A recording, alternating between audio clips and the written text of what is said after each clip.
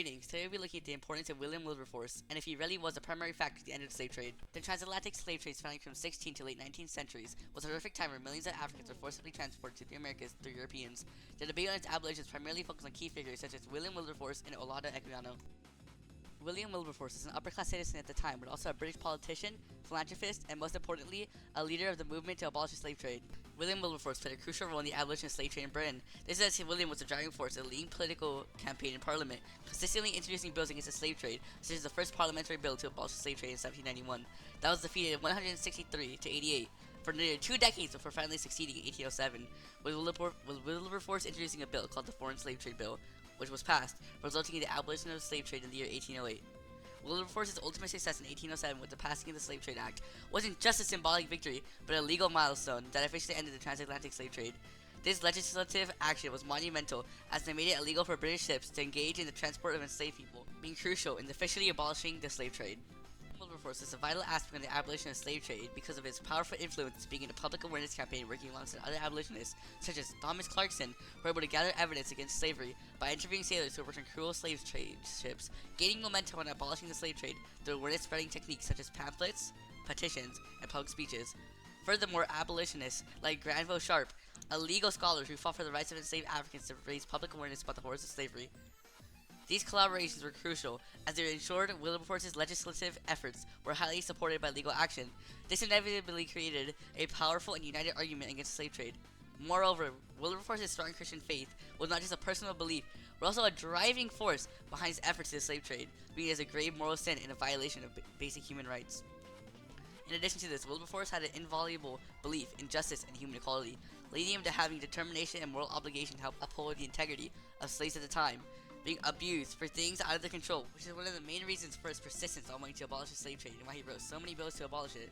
His belief that the slave trade violated fundamental Christian principles of equality inspired many to see the issue not just as a political or economic matter, however see it as a moral imperative. Moreover, Wilberforce's personal beliefs always reflected his honorable integrity and made him a credible leader with a strong voice people such as parliamentary status had to listen to. For example, his repeated failures of presenting new bills to abolish the slave trade in 1789, which were rejected by Parliament, only made him come back stronger to eventually abolish the slave trade.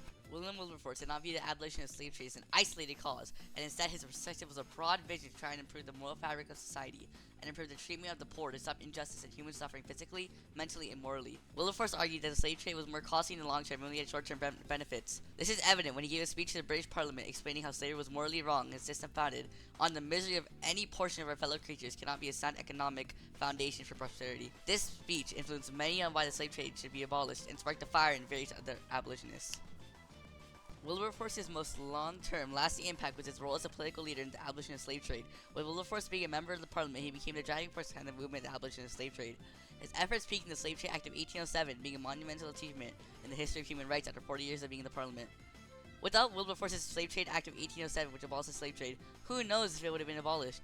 His victory in 1807 not only ended the slave trade in Britain, but also provided a structure for future abolitionist victories. Olaudah Equiano was an African writer as well as an abolitionist, being a highly influential figure in the abolition of slave trade.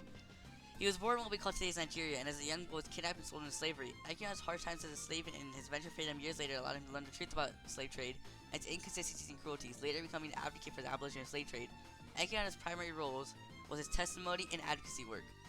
Equiano usually did this through his autobiography, which influenced other abolitionists like William Wilberforce and Thomas Clarkson. His most inspiring autobiography being the interesting narrative of the life of Olaudah Equiano, published in the year 1789, which talks about the horrors and truth of slave trade, being vital to the anti-slavery movement in the 1780s to 1790s, and influential to many, which is crucial in building the movement to abolish the slave trade. Equiano's narrative implied the brutal truth about slavery, which was completely hidden to the British public at the time, and spread vast amounts of awareness throughout Britain, giving the abolition a voice and experience.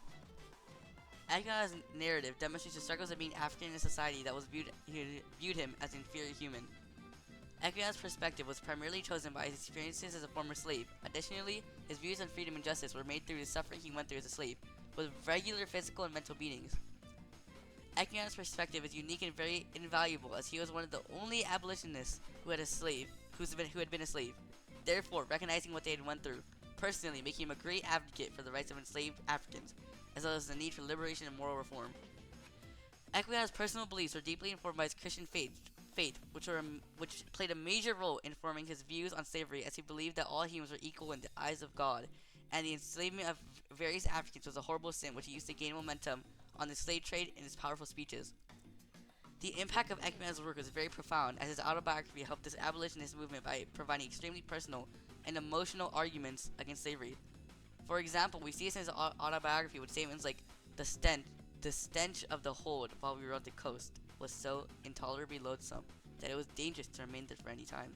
The shrieks of women, the groans of men were heard at night, and the whole ship was the scene of confusion and wretchedness.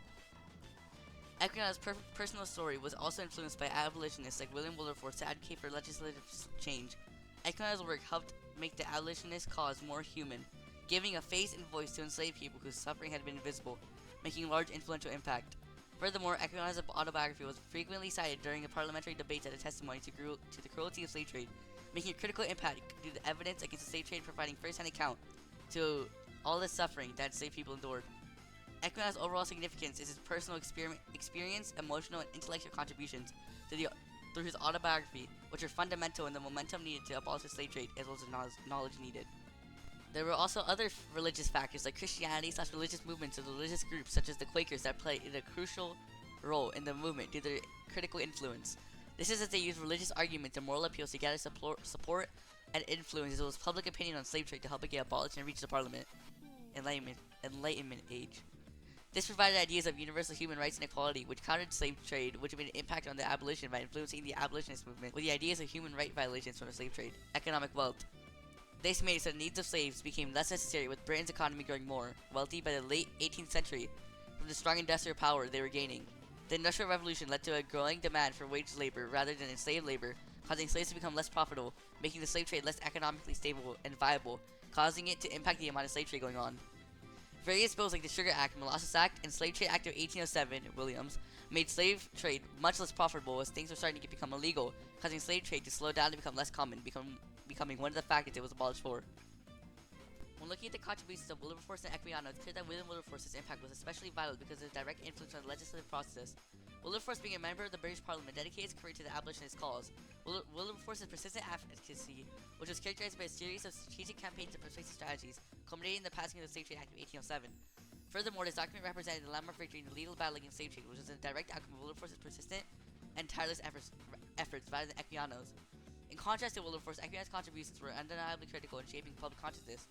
His influence was more indirect in comparison to Wilberforce's, with Equiano's autobiography detailing his horrible experiences as a slave only played a significant role in awakening the moral consciousness of the public, not those who were in power since the British Parliament. Equiano's narrative brought a new face to the atrocities of slave trade that slaves dealt with, and laid the groundwork and structure for legal action, but not actually creating or starting it. Although it was actually Wilberforce who made the shift in public morals and sentiment, transitioning into a concrete political action and legal document. Overall, while Equiano's narrative was instrumental in changing the public's opinion and setting the stage for reform, it was Wilberforce's direct intervention in the legal processes that brought the actual legal end to the transatlantic slave trade.